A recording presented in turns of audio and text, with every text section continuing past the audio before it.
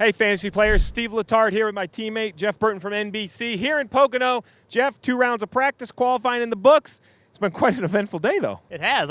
Not sure I remember a time where so many cars have wrecked in practice, so many backups cars. 2 weeks in a row, New Hampshire was like that. And now here, I think the pressure of these points, man, they're starting to weigh in. Well, you mentioned the pressure of the points, and I really think that's the conversation today when it comes to your fantasy team, is who's going to be good in the race may not be the team that scores the most points. So first, let's talk about who our favorites are for the race win. Well, clearly, we always got to put Kyle Busch, Kevin Harvick, those guys every single week you want to put in there. A little bit further back, though, I think, Jimmie Johnson looked very good. William Byron looked very good. Eric Jones looked very good in practice. But they're all in a different point situation, just like you spoke about. Well, that's why I actually like Jones. So when you think of the playoff picture, Jones is not in. Byron not in. Jimmie Johnson is actually outside right now at 17 points.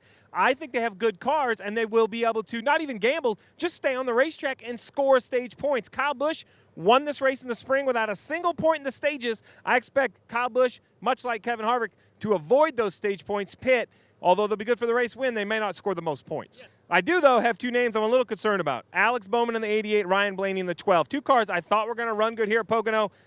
I know there's going to be a lot of strategy and things can change, but for raw speed, I didn't think either of these teams had it. I didn't see it either. I was surprised. I really thought the 12 car, and I felt like Hendrick Motorsports was starting to come on a little bit, but they just haven't after a bad weekend last week. Jimmie Johnson, he looks good. He really the only Hendrick Motorsports. Well, actually, William Byron looked pretty good too, but the other two, just, Chase Elliott come with a backup car again. It's going to be hard for him. Kyle Larson with a backup car, and limited practice with a backup car. Last week, with backup cars, you got practice. This week, because we have 1 day of practice and only 250 minutes, they got very little practice for those 2 cars. Well, that's our thoughts from Pocono. Remember, guys, it's going to be a nerve-wracking race for the competitors in the playoff picture and a nerve-wracking race for fantasy players. Will your driver stay on the track? Will he come to pit road? Will he score you those valuable points?